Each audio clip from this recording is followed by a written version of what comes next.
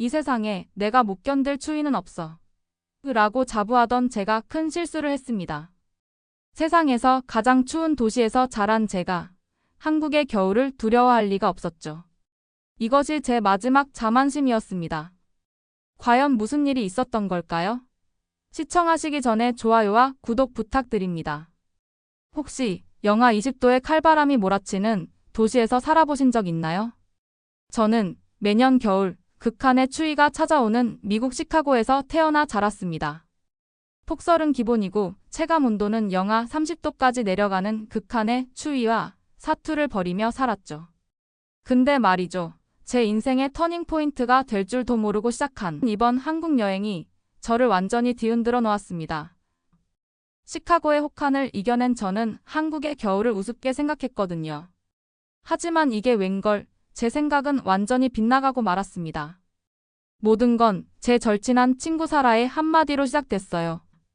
어느 날 사라가 한국의 겨울 길거리 음식 영상을 보여주면서 이렇게 말하더군요. 클레어, 너는 꼭 한국의 겨울을 경험해봐야 해. 특히 호떡 말이야. 각 구워낸 호떡 한 입이면 내가 지금까지 겪어본 모든 겨울이 무색해질 거야. 처음엔 반신반의했습니다. 세계 각국의 길거리 음식을 리뷰해온 제가 아직도 놀랄만한 맛이 있을까 싶었거든요. 하지만 호기심이 발동했죠. 유튜브와 블로그에서 한국의 겨울 길거리 음식을 검색하기 시작했습니다. 그러다 발견한 영상들이 저를 완전히 사로잡았어요. 달콤한 꿀이 흘러내리는 호떡, 바삭한 겉면 속에 파탄금이 가득한 붕어빵, 뜨끈한 연기가 모락모락 피어오르는 어묵, 군고구마의 노릇노릇한 겉면을 바라보고 있자니 침이 꿀꺽 넘어갔습니다. 그래서 결심했죠. 단순히 맛있는 음식을 찾아다니는 게 아니라 한국인들이 추운 겨울을 이겨내는 방법, 그들만의 특별한 문화를 직접 경험해보고 싶었습니다. 그게 바로 제가 한국행 티켓을 끄는 이유예요. 짐을 싸면서 가장 고민했던 건 옷이었습니다. 시카고의 추위에 단련된 저는 평소 입던 패딩 점퍼면 충분하다고 생각했어요. 친구가 롱패딩을 추천했지만 패션을 중요하게 생각하는 저로서는 도저히 수긍할 수 없었습니다. 시카고에서는 아무리 추워도 스타일을 포기하지 않거든요. 지금 생각하면 정말 순진했네요. 인천행 비행기에서 옆자리에 앉은 한국인 승객이 제게 물었어요. 롱패딩은 챙기셨어요? 저는 웃으며 대답했죠. 제가 시카고 사람이에요. 한국 추위가 뭐 그리 대단하겠어요? 그때 그분이 의미심장한 미소를 지으셨는데 그때는 그 의미를 전혀 이해하지 못했습니다. 그저 한국인들이 추위를 과대평가한다고만 생각했죠. 드디어 인천행 비행기가 이륙했습니다.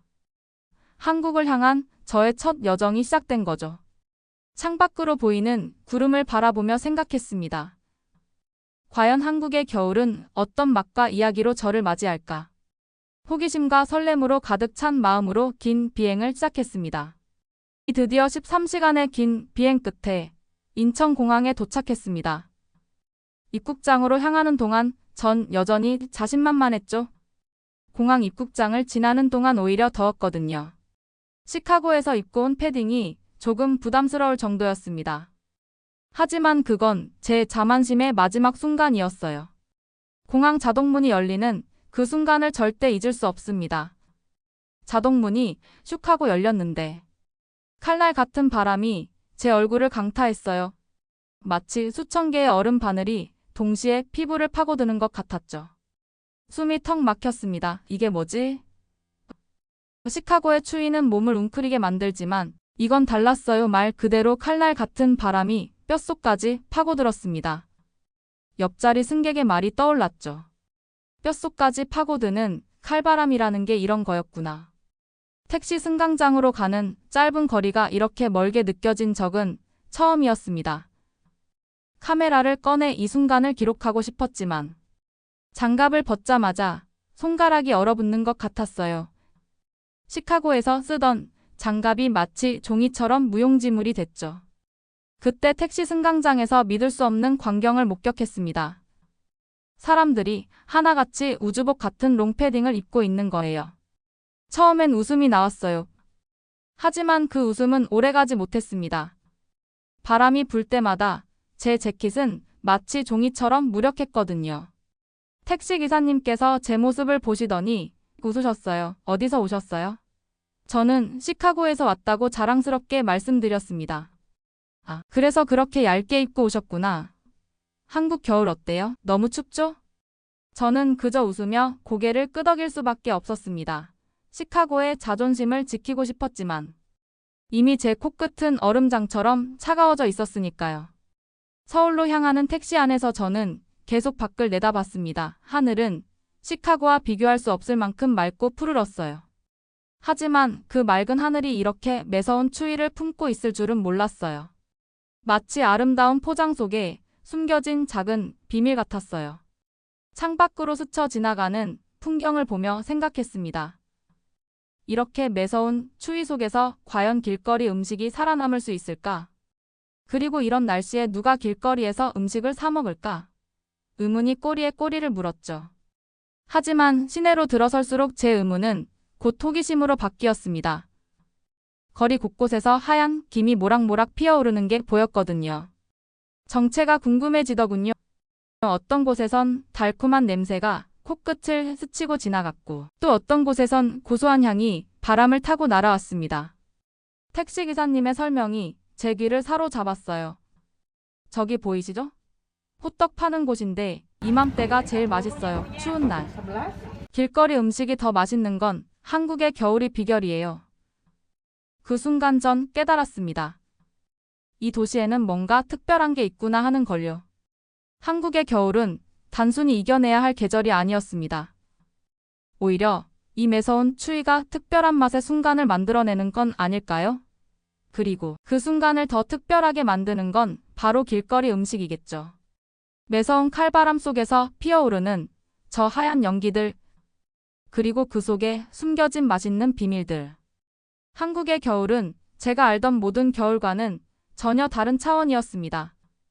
이제 진짜 모험이 시작된 거죠. 시카고의 겨울 전문가였던 제가 이곳에서는 겨울 초보자가 되어 모든 걸 처음부터 배워야 할 것 같았습니다.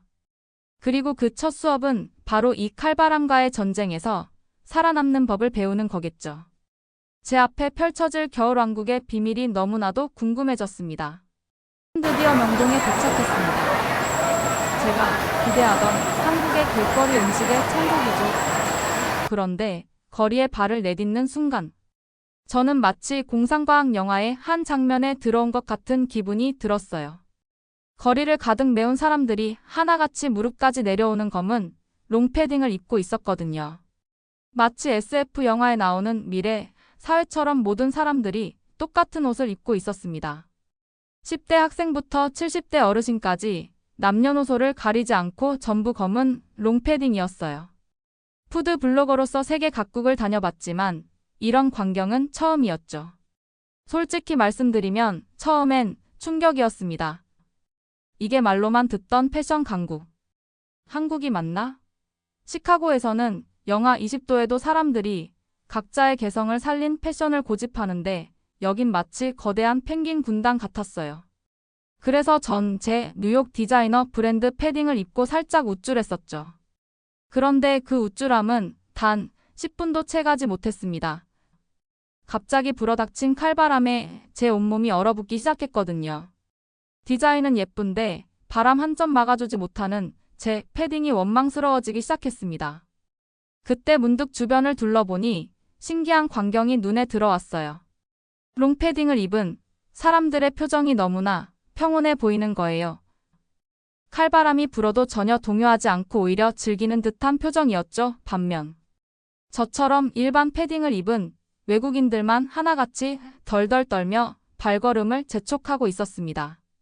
그때였어요. 한 젊은 여성분이 제게 다가와 말을 걸었습니다. 혹시 여행 오셨어요? 그렇게 얇은 패딩 입고 있다가 감기 걸리시겠어요. 여기선 스타일보다 생존이 먼저예요. 그 말 한마디에 제 고집은 완전히 무너져 내렸습니다. 근처 의류 매장에 들어갔습니다. 많이 추우셨죠? 요즘 외국인들 많이 오시는데 다들 처음엔 롱패딩 싫어하시다가 결국 사가세요. 직원이 권해준 롱패딩을 입어보는 순간 모든 게 이해됐어요. 이건 그냥 옷이 아니었어요. 마치 이동식 난로를 입은 것 같은 포근함이 느껴졌어요. 한국의 롱패딩은 단순한 겨울옷이 아닌 거리의 생존 전략 도구였던 거예요. 새로 산 롱패딩을 입고 거리로 나서자 세상이 달라 보였습니다. 더 이상 추위와 싸우지 않아도 되니까. 주변의 모든 것들이 새롭게 보이기 시작했어요. 골목마다 피어오르는 하얀 연기 속에서 달콤하고 고소한 향기가 코끝을 자극했죠. 이제야 한국의 겨울거리를 제대로 즐길 준비가 된 것 같았습니다. 그리고 또 하나 놀라운 사실을 발견했어요. 겉으로 보기엔 똑같아 보이는 롱패딩 군단 속에 숨겨진 개성들이었죠.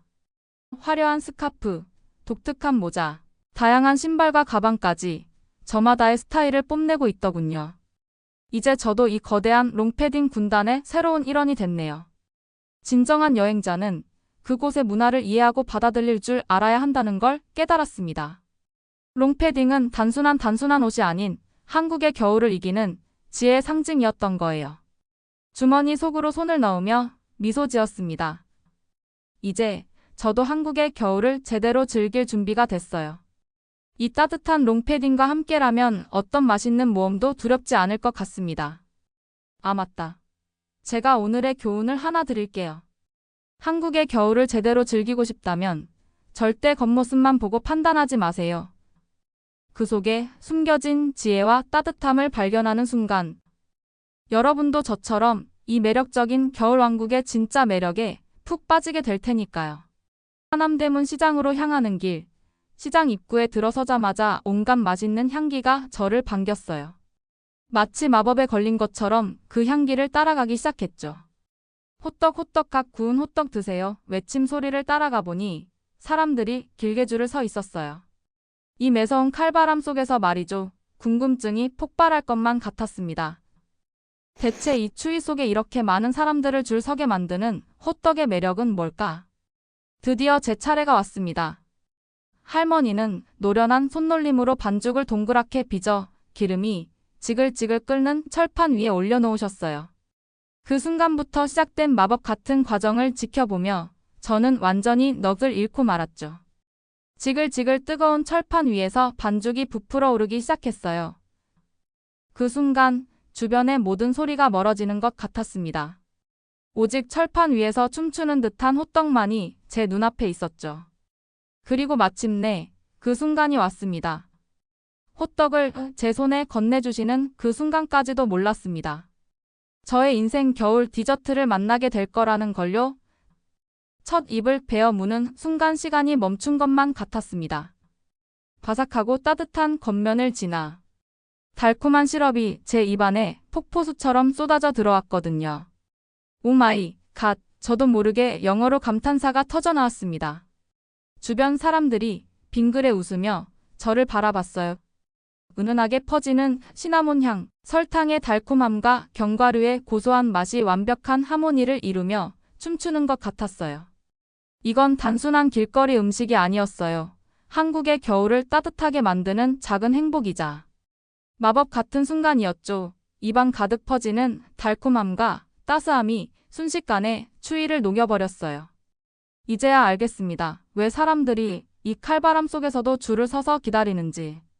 한 입 또 한 입 베어 물수록 제 마음속에서 작은 온기가 자라나는 것이 느껴졌어요. 마치 누군가가 제 마음속에 작은 난로를 켜놓은 것처럼요. 문득 주변을 둘러보니 호떡을 먹는 모든 사람들의 표정이 어린아이처럼 행복해 보였어요. 지친 직장인의 얼굴에 잠시나마 피어나는 미소, 학생들의 장난스러운 웃음소리, 연인들의 달콤한 속삭임. 이 작은 호떡 하나가 만들어내는 마법 같은 순간들이었습니다. 문득 시카고가 떠올랐어요. 그곳에 겨울 간식이라고 해봐야 뜨거운 커피나 코코아가 전부였거든요. 하지만 여기 남대문 시장의 호떡은 달랐습니다.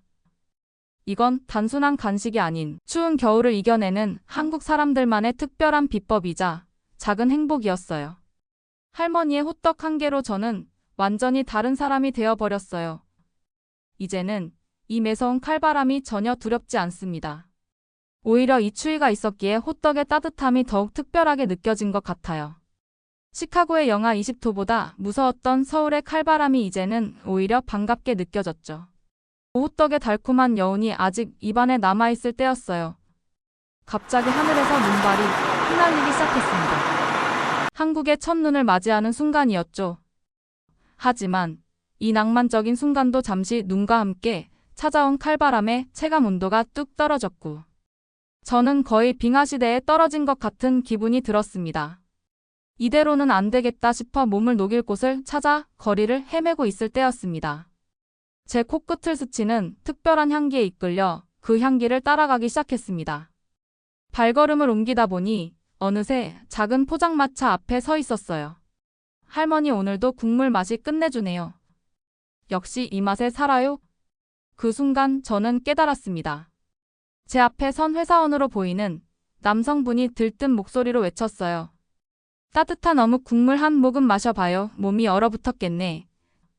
저에게도 따뜻한 어묵 국물을 건네주시며 말씀하셨어요. 할머니의 목소리에는 마치 내 딸을 걱정하는 것 같은 따뜻한 정이 묻어났습니다. 두 손으로 조심스레 어묵 국물이 담긴 종이컵을 받아들었어요. 조심스럽게 한 모금 마시니 순간 온몸으로 따뜻한 기운이 퍼져나갔습니다.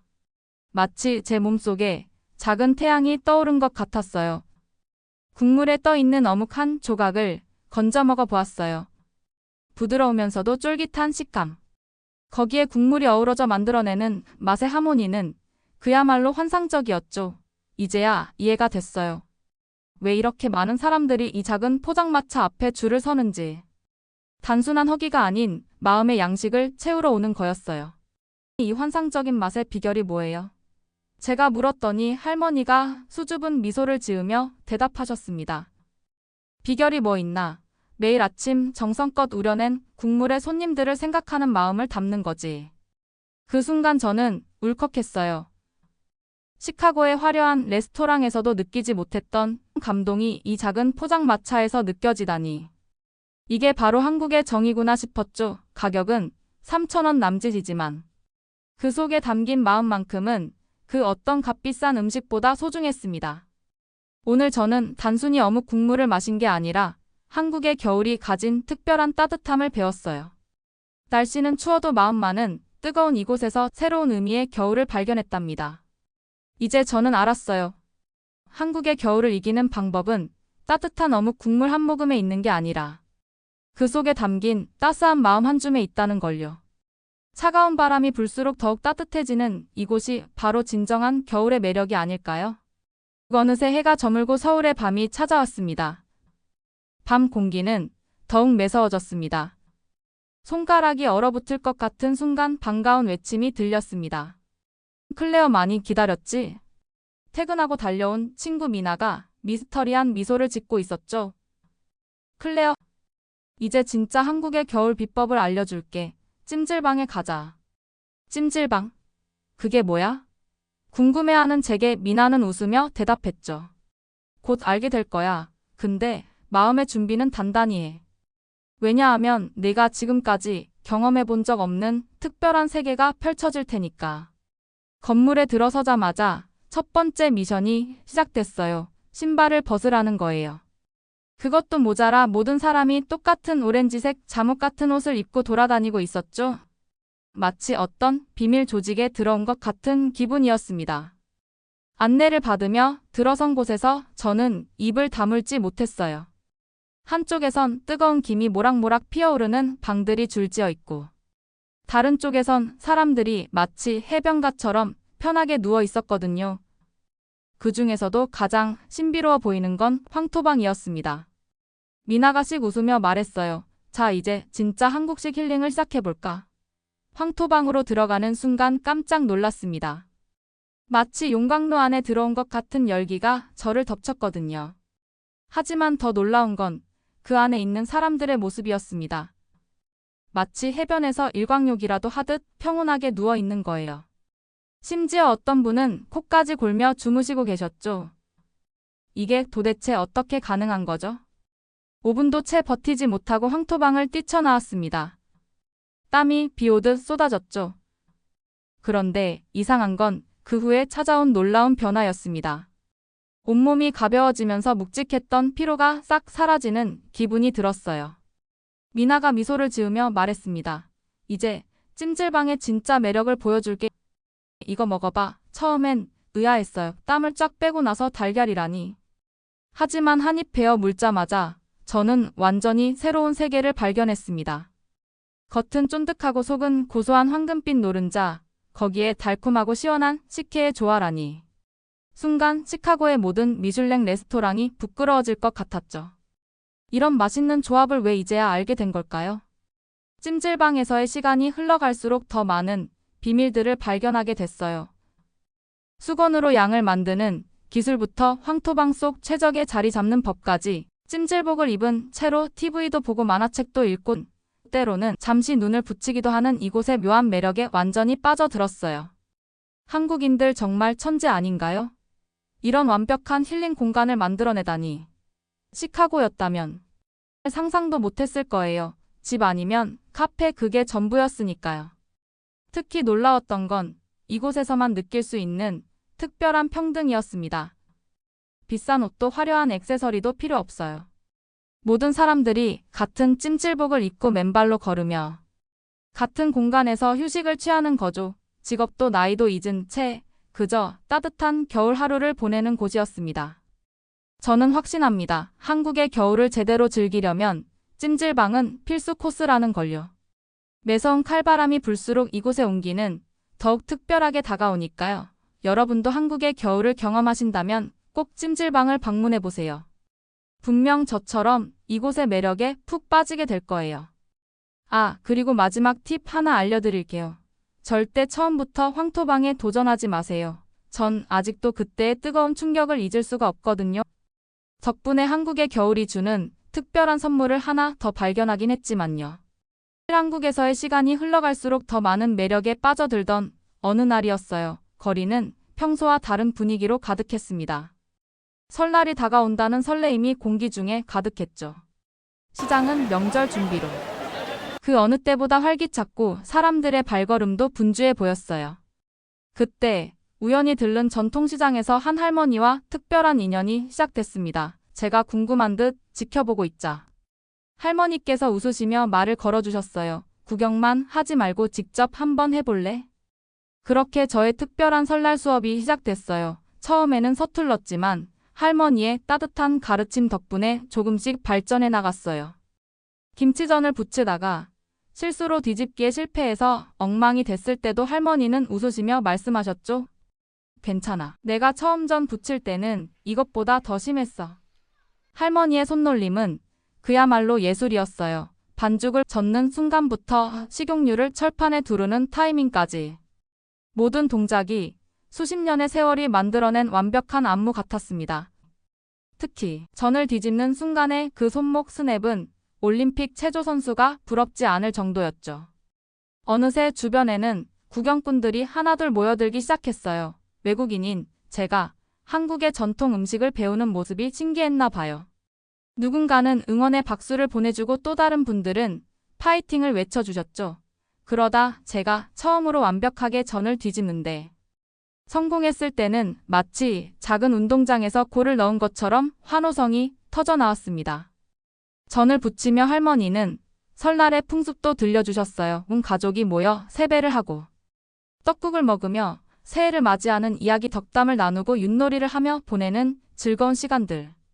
그 이야기를 들으며 저는 한국의 설날이 얼마나 특별한 날인지 이해하게 됐습니다. 할머니의 이야기 속에는 항상 가족이 있었어요. 음식을 만들며 나누는 대화, 함께 웃고 떠드는 소리, 그 속에 녹아있는 따뜻한 정. 한국의 명절 음식은 가족의 이야기를 담은 특별한 매개체였습니다. 해가 저물어갈 무렵 할머니는 제가 만든 전들을 예쁘게 담아 손에 쥐어주셨어요. 이제 우리 가족이 된 것 같다고 하시는 거예요. 그 순간 저도 모르게 눈시울이 붉어졌습니다. 타지에서 온 낯선 외국인을 딸처럼 가르쳐주신 그 마음이 가슴 깊이 전해졌거든요. 할머니와 함께한 그 특별한 하루는 제 인생에서 가장 따뜻한 겨울 추억이 되었어요. 서울의 야경을 바라보며 저는 이번 여행을 돌아보게 됐습니다. 매서운 칼바람 속에서 만난 따뜻한 인연들이 제 마음속에 특별한 겨울 추억으로 남았죠. 여러분도 기회가 된다면 꼭 한국의 겨울을 경험해 보세요. 분명 여러분의 마음속에도 잊지 못할 따뜻한 추억이 새겨질 거예요. 서울에서의 특별한 겨울 여행이 끝나가지만 제 모험은 여기서 끝이 아니에요. 다음 목적지는 바로 부산입니다. 서울과는 또 다른 매력을 가진 항구 도시. 부산에서는 어떤 맛있는 음식들이 저를 기다리고 있을까요? 혹시 여러분이 추천해 주실 만한 부산의 특별한 음식이 있다면 댓글로 꼭 알려주세요. 벌써부터 가슴이 두근거립니다. 오늘의 이야기는 여기까지입니다. 영상 시청해 주셔서 감사합니다.